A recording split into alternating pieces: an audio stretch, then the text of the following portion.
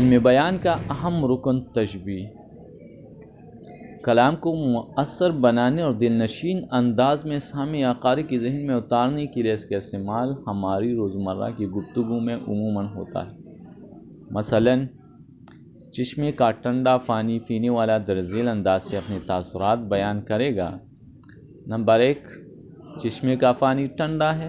Number 2، چشمے کا پانی خاصا ٹھنڈا ہے۔ نمبر 3، چشمے کا پانی بے حد ٹھنڈا ہے۔ اس کے باوجود سامع کو چشمے کے پانی کی ٹھنڈک کا صحیح احساس نہیں ہوتا اور راوی اپنے بیان کو مؤثر بنانے کے لیے دوسرا طریقہ اختیار کرتا ہے اور کہتا ہے چشمے کا پانی برف کی طرح ٹھنڈا ہے۔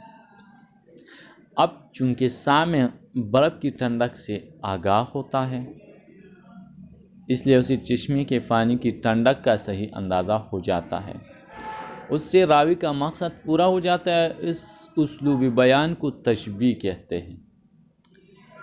تشبیہ کے لغوی معنی مانند اور تمثیل کے ہے، یعنی ایک چیز کو کسی خاص صفت کی بنا پر دوسری چیز کے مشابہ قرار دینا جس میں وہ صفت مسلمہ طور پر پائی جاتی ہو تشبیہ کہلاتا ہے۔ یا دیگر الفاظ میں ایک چیز کو کسی خاص خوبی یا خامی کی وجہ سے کسی دوسری چیز کے مانند قرار دینا، اس کو تشبیہ کہتے ہیں۔ تشبیہ دینے والی چیز اور جس سے تشبیہ دی جائے ان میں کم از کم ایک صفت قدر مشترک کے طور پر پائی جاتی ہو۔ مثلاً خوبصورت بچے کو چاند سے تشبیہ دی جاتی ہے، جبکہ دونوں میں صرف ایک صفت مشترک ہے اور وہ ہے خوبصورتی۔ اسی طرح شاعری میں محبوب کو بت سے تشبیہ دی جاتی ہے اور دونوں میں قدر مشترک نہ بولنا اور نہ سننا اور پوجا جاتا ہے، یہ دونوں میں مشترک۔ تشبیہ کے ضمن میں دوسری چیز جس کا خیال رکھنا ضروری ہے وہ یہ ہے کہ تشبیہ دی جانے والی چیز اور جس سے تشبیہ دی جائے دونوں کی وہ خصوصیات بالکل یکساں نہ ہو جن کی بنا پر تشبیہ دی جاتی ہو، ورنہ یہ تشبیہ نہیں تشابہ ہوگا۔ مثلاً یہ کہنا کہ اکبر اسلم کی طرح بہادر ہے، تشبیہ نہیں تشابہ ہے۔ ہاں، اگر یہ کہا جاتا ہے کہ اکبر شیر کی طرح بہادر ہے تو پھر اسے ہم تشبیہ کہہ سکتے ہیں۔ علامہ اقبال کے اس شعر کو ملاحظہ کیجئے، یہاں بھی تشبیہ نہیں تشابہ۔ تیرے بھی صنم خان میرے بھی صنم خان، دونوں کے صنم خواہ کی دونوں کے صنم خان۔ تشبیہ کے ضمن میں ایک اور حقیقت کی طرف اشارہ کر دینا ضروری ہے۔ عام طور پر جن دو چیزوں کا موازنہ یا مقابلہ ہوتا ہے ان میں ایک چیز بہرطور اور مسلمہ طور پر اس خصوصیت کی بنا پر دوسری چیز سے بڑی ہوئی ہوتی۔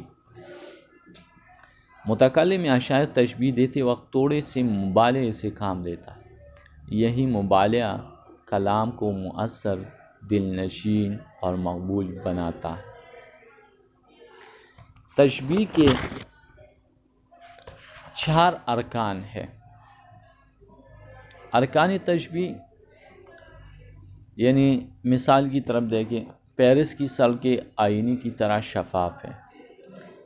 اس مثال میں پیرس کی سڑکوں کو آئینے سے تشبیہ دی گئی ہے۔ جس صفت کی بنا پر تشبیہ دی گئی ہے وہ ہے شفاف۔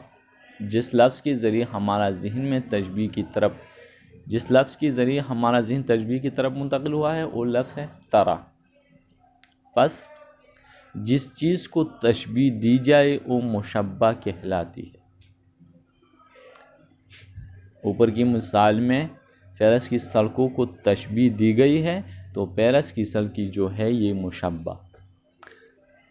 نمبر 2، مشبہ بہ، جس چیز سے تشبیہ دی جائے اسے مشبہ بہ کہتے ہیں۔ اوپر کی مثال میں آئینہ سے تشبیہ دی گئی ہے تو آئینہ جو ہے وہ مشبہ بہ، اور جس صفت کی بنا پر تشبیہ دی جائے اسے وجہ شبہ کہتے ہیں۔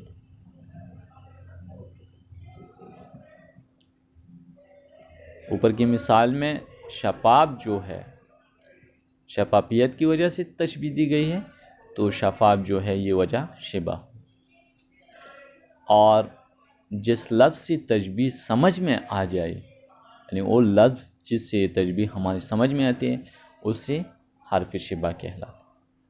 اوپر کی مثال میں یہ ترا جو ہے یہ حرف شبہ ہے۔ حرف شبہ کی مثالیں ذیل حروف جو ہے یہ حرف شبہ کی مثالیں ہیں۔ ذیل الفاظ جو ہے ہم حرف شبہ کے طور پر عموماً استعمال کرتے ہیں، جیسے ترا، سا، سے، سی، جیسا، جیسی، گویا، مانند، مثال، مثل، صورت، تمثال، ایسا، نظیر، مشابہ وغیرہ وغیرہ۔ تشبیہ کی مثالیں عالم بے عمل ایسا ہے جیسے گدے پر کتابیں لدی ہو، اس کے لب گلاب کی پنکھڑی کی طرح ہے، چشمے کا پانی شہد کی طرح میٹھا ہے، غصے کی وجہ سے اسلم کا چہرہ آگ کی طرح سرخ ہو گیا۔ اشعار میں نازکی اس کے لب کی کیا کہیے، پنکھڑی ایک گلاب کی سی ہے، اور زندگی ہے یا کوئی طوفان ہے، ہم تو اس جینے کے ہاتھوں مر چلے، اور زندگانی کی حقیقت کو کن کے دل سے پوچھ، جوئی شیر و تیش و سنگے گرا ہے زندگی۔ اگر آپ لوگوں کو یہ ویڈیو پسند آئی ہو تو مہربانی کر کے ہمارے چینل کو سبسکرائب کریں، اور اس طرح کی اردو گرامر کے لیے انتظار کیجیے۔ خدا حافظ۔